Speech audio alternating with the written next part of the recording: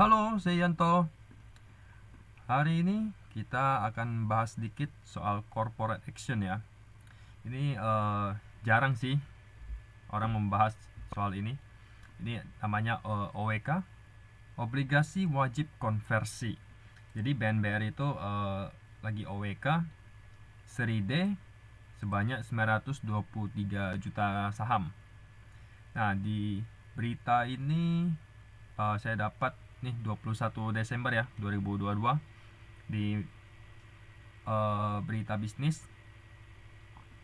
Terus untuk harganya di sini 500 per lembar. Jadi harganya cukup tinggi ya. Untuk harga 500. Jadi di sini aku melihat berita terus coba cari data lagi. Tapi sebelum itu kita bahas dulu obligasi wajib konversi itu apa sih? Jadi obligasi itu gini, terbit surat utang, tapi kan biasanya bayarnya bunga tuh. Nah, tapi kalau OWK ini biaya bunganya lebih rendah. Jadi contoh nih, misalnya kita sudah pinjamkan nih dana kita. Nah, returnnya misalnya per tahun 10%. Berarti kan ibaratnya kita pinjam uang nanti dibayar dengan bunga. Nah, misalnya dipinjam 3 tahun, berarti kita dapat 30% dari yang kita pinjam. Nah, sisanya bukan dibalikin modal, tapi dikonversi ke saham. Nah, konversi ke saham, ini harganya itu ditentukan, boleh dibilang kesepakatan bersama deh. Kesepakatan bersama. Nah, kalau untuk yang BNBR ini, dihargai dengan 500. Jadi, keuntungan dari obligasi konversi, bunga rendah. Cuman untuk minusnya, sebenarnya sih ada di investor. Karena kalau perusahaannya nggak prospek, dia sudah konversi kayak BNBR nih, konversi ke harga 500. Nah, harga saham BNBR sekarang di 75. Berarti udah rugi besar dong. Nah, disitulah sisi kerugian investor. Oke, di sini nih ada nih BNBR dia umumkan nih dari keputusan RUPS tanggal 12 Juli 2017 sampai 2022 23 Desember 2022, artinya 5 tahun. Anggaplah setahun 10%, jadi 5 tahun investor udah dapat 50% dari modalnya. Nah, sisa 50% itu berarti masih rugi dong. Nah, untuk modalnya dikonversi ke 500. Nah, yang pegang sahamnya siapa aja ini?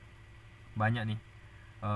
Boleh dibilang ada yang internasional, yang lokal ada Sinarmas Sekuritas, ada JP Morgan. Lumayan banyak sih company yang invest ke BNBR ini atau pinjam dana. Jadi, apa yang menarik dari sini? Misalnya investor mau jual nih sahamnya, gak mungkin dong jual di harga sekarang, pasti rugi besar. Minimal mereka pun harus BIP. BIP-nya di berapa? Di harga 500. Harga 500, anggaplah terjual 500, mereka per tahun dapatnya 10%. Nah, returnnya menurut obligasi ataupun investor cukup logik. Jadi untuk BNBR boleh dipantau. Jadi kalau misalnya benar mereka mau exit, harusnya bakal dinaikin di atas 500 nih, supaya jualannya pun lebih enak. Nah, waktu naik ke di atas 500 pun nggak bisa langsung serta-merta menjual. Kenapa? Karena lot sahamnya itu cukup besar. Artinya mereka harus naikin di atas 500, baru pelan-pelan distribusi turun. Kalau teman-teman pernah ikutin OWK-nya Friend, dulu-dulu tuh OWK-nya Friend tuh di 100.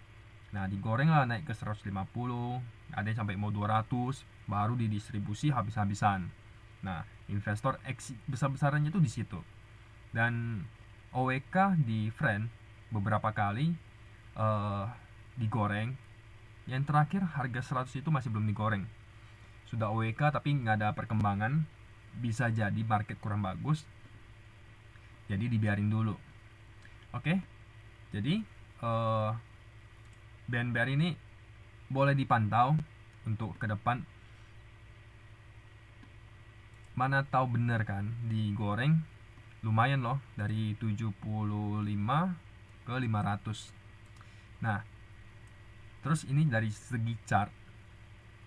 Kalau dari segi chart sebenarnya dari sini kelihatan ya, dari short term dia membentuk satu pattern. Ini sudah bentuk higher high, higher low. Nah, dia seperti channel seperti gini.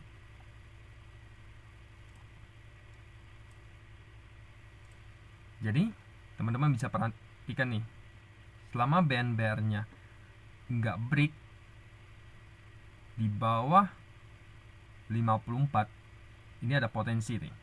Ada potensi artinya di maintenance. Kalau kita ngelihat dari segi weekly, kita lihat weekly ya. Nah, weekly lebih kelihatan nih kayak gini. Nah, sudah bentuk patternnya seperti ini. Dan di minggu ini lagi koreksi nih, tapi koreksinya volume tipis. Kalau berdasarkan metode volume, harga turun, volumenya turun, sinyalnya itu bullish. Nah, cuman yang jadi pertanyaan tuh, apakah benar ini digoreng atau akan di maintenance dulu? Jadi teman-teman coba dianalisa ulang, apakah ini layak dipantau atau nggak layak. Jadi balik ke masing-masing. Ini bersifat informasi aja. Semoga bermanfaat. Thank you semua. Bye bye.